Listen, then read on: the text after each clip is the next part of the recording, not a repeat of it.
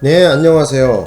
자, 이번 문제는 28번 공무방해죄, 그러니까 공무집행방해죄를 얘기하는 거거든요. 옳지 않은 거, 틀린 걸 고르라 그랬는데, 이 문제를 풀기 전에 말씀을 좀 드리고 싶은 것은 뭐냐면은, 주로 이제 그 집행하는 기관은 뭐예요?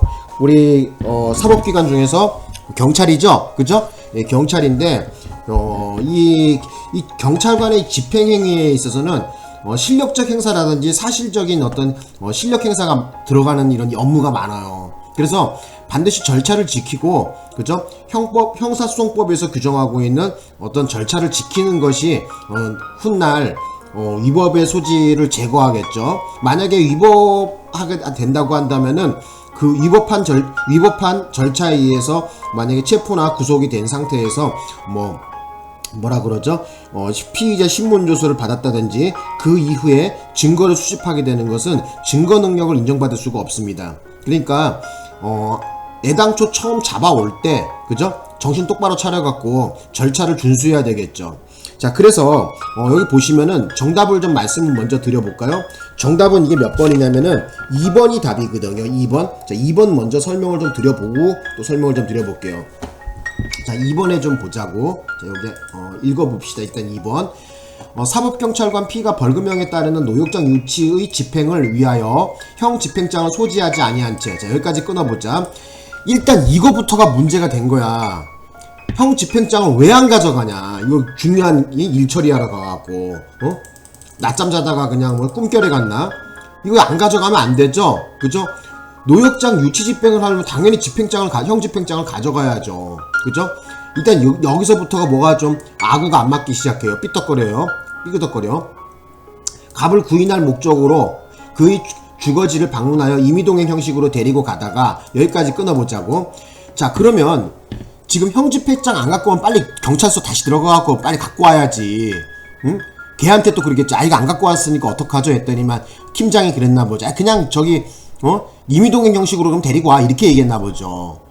그렇게 하면 안 된다니까. 집행하러 갔으면, 형 집행장으로 집행하러 갔으면 정확하게 형 집행장을 보여주고 집행 형식으로 데리고 와야죠. 그죠? 그리고 만약에 도주의 우려가 있다면은 어떻게 된다?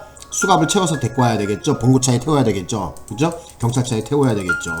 그러니까 얘가 지금 빙신짓거리 한 게 뭐냐면은 임의동행 형식으로 집행장 안 갖고 왔으니까 그 피의자 보고 그랬겠죠. 임의동행 형식으로 가자고 얘기했나 보죠. 가다가 생각해보니까 이 새끼가 어떻게 생각한 거야? 이거 가다가 내가 이거 안 가도 될 것 같은데? 하고 동행을 가다가 도중에 거부를 했겠죠. 그리고 다른 곳으로 가려고 하여 이를 제지하면서 안 된다고 얘기해서 체포하고 또 구인하려고 했어요. 여기서 체포가 들어가면 안 된다는 거 아닌 거야. 응? 그래서 이를 거부하면서 갑이 이를 거부하면서 경찰관 P를 폭행을 했습니다. 이 경우에는 공무집행방해가 성립한다 이랬는데, 자, 지금 절차를 위반했죠, 얘가. 그죠? 그러니까 확실하게 임의동행이면 임의동행이고 형 집행장 집행이면 집행이고 둘 중에 하나는 확실하게 결정해서 가야지. 이것도 아니고 개도 아니고 죽도 아니고 이게 뭐하는 짓거리야 이거. 이러니까 바로 뭐예요? 바로 문제가 생기는 거야.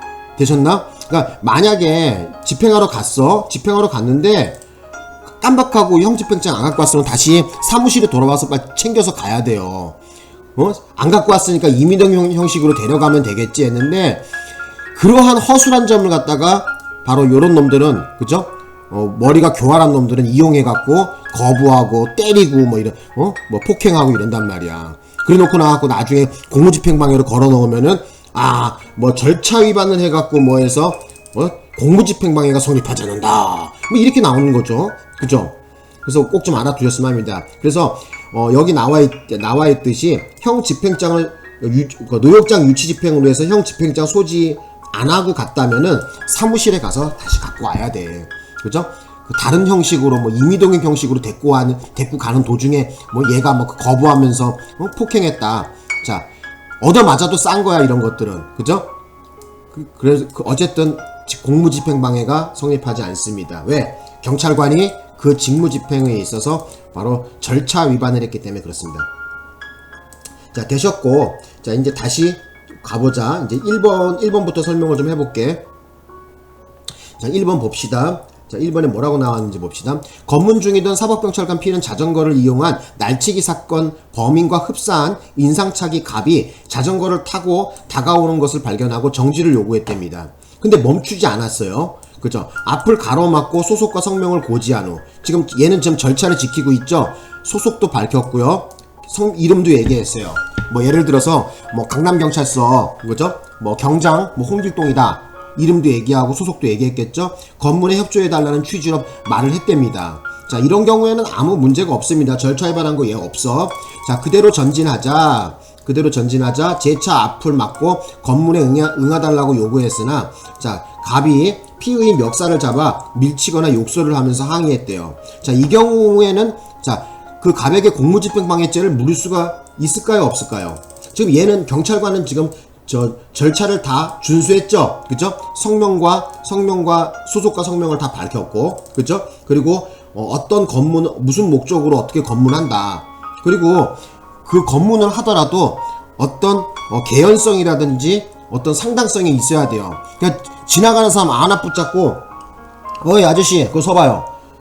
이거 뭐지 불신 검문 좀 하겠습니다. 뭐 하면서 신분증 보여주세요. 이렇게는 안 되고요.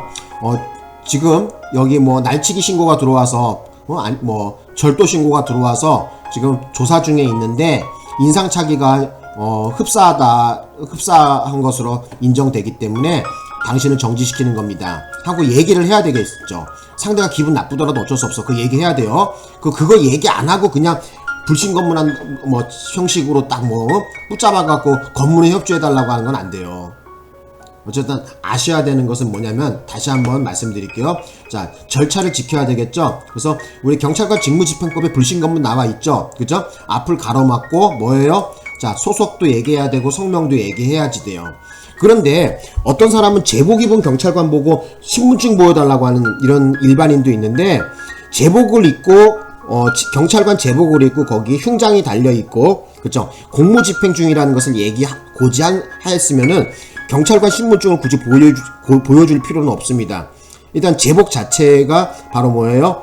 신분증에 준하는 그런 공무집행자라는 것을 보여주는 거거든요. 그래서 만약에 불신검문 하는데 검문을 하는데 검문자 보고 웬 놈이 뭐 당신 그러면 경찰관인지 신분증 보여줘봐 이렇게 얘기하면은 지금 제복 상태고 공무집행증인 것을 얘기해 드렸고 지금 어떠한 혐의점에 대해서 지금 협조해달라는 말을 한 거 아닙니까? 이렇게 얘기하면 돼요. 그죠?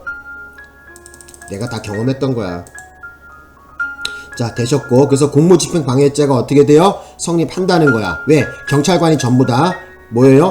그 절차를 준수했기 때문에 그렇습니다. 자, 그 다음에 이제 또 보자고. 이제 3번에 한번 봐볼까요? 자, 3번에 보시면 요 글씨가 좀 잘렸다. 이게 요렇게 하면 되겠네. 자, 3번에 보겠습니다. 갑이 수사기관에 대하여 허위사실을 진술하거나 피의사실이 인정해 필요한 증거를 감췄답니다.